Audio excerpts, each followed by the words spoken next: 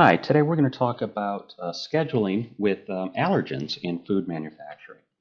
So the scenario that we're going to be looking at today involves making soups. And so we have our food being prepared in a prep kitchen, going into kettles. After the kettles, it goes into fillers where it's put in individual packages, and then it goes into a chiller and ultimately packed for shipment. So the concern here is in the kettles and the fillers where there's the opportunity for allergens in one batch to cross-contaminate allergens in the following batch. So a scheduling rule has to do a couple of different things. One, we want to minimize the setup time between the two, the amount of time that's needed to wash down from one to another. So obviously, getting jobs that are very similar lined up with each other will minimize the amount of cleanup that needs to occur between them. So we have some rules where we're applying some different times, and we'll just kind of go down and look at these. The first operation of the day, we're starting with clean equipment, so there's no cleanup time needed, no setup time needed for that first operation. Same thing continues. If we have an allergen profile that's the same for a number of different jobs, there's going to be no setup time between the two of them. Same allergen profile, no need to clean up between them. However, if we remove 1, 2, or 3 allergens, it doesn't matter how many we remove, we know we're going to have a full 60 minutes of cleanup time to prevent any cross-contamination of that next batch. If we add any allergens, we know there's a little bit of time needed to adjust the recipe between them. So as we add those additional ingredients, we're going to go ahead and just add in 20 minutes of time in that case. And then ultimately, if we have seafood as an allergen, we have to treat that separately and treat it differently. And we know that it's going to be 240 minutes of cleanup time after any kind of a job that has run seafood if we're going to another one without seafood after that. In addition to that, the scheduling rule is taken into consideration whether it's FDA, organic, kosher, halal, and there may be some others in there I missed. When multiple conditions apply, which would normally, you might add up the times, the 60 minutes, the 20 minutes, the 240, you only go with the greatest of them. So in the case where you're removing fish, it's going to be 240, and that's going to supplant everything else.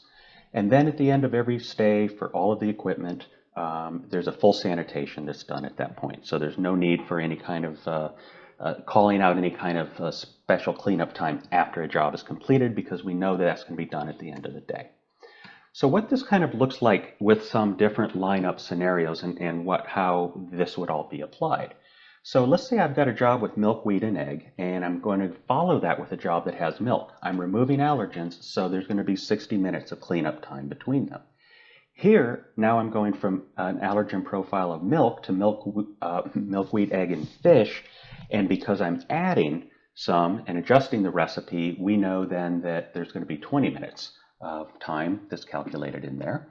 And then ultimately, because I had fish and I don't have fish in my milk and wheat job that I'm finishing up with, there's going to be 240 minutes of cleanup time before I run that milk and wheat job, before I can get that set up and running. So what the total minutes then that we put into this, 320 minutes. So now if I'm looking at the way an APS rule is going to work to align these things to minimize the setup, minimize cross-contamination, if I'm going from milk to milk and wheat, I'm just adjusting the recipe, 20 minutes, same thing here, another 20 minutes. And even though I'm going to fish, same thing here, another 20 minutes, because I'm finishing with fish. We're going to do the cleanup at the end of the day anyway, so we're only losing 60 minutes of setup time on this line for the same lineup of orders.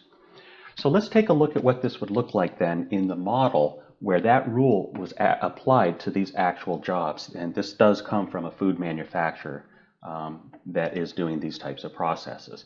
So as we look at these jobs lined up on the kettles, if I look at this one string of jobs here, for instance, I can see by hovering over it, I can see what the allergen profile is. The third line down, it says allergen, LMW.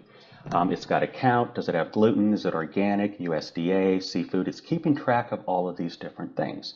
So as I work my way through here, I see it's not, at the bottom it says setup time notes, like to like match 0 minutes.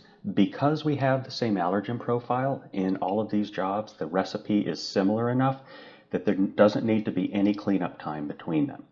So that's a like-to-like situation. But then we have situations where we're going from, for instance, this job here that has an allergen profile of EMW, and then I'm coming to this one here that has an allergen profile of KLMO.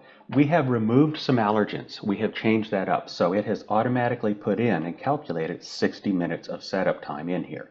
So we know that this job is going to require that. Now, if I had jobs with that exact KLMO allergen profile to follow it, there would be no setup time from between those individual jobs because there's nothing removed or added.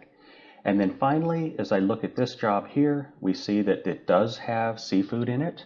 And then I come down to the next job afterwards that does not have seafood, and you can see that it put a 4-hour setup time in there. So this is what I wanted to show you, the power of an APS rule to be able to help you organize and not only be more efficient with the time that you save, but also to help you avoid those situations where you might cross-contaminate allergens from one batch to another. And that's what I wanted to show you today.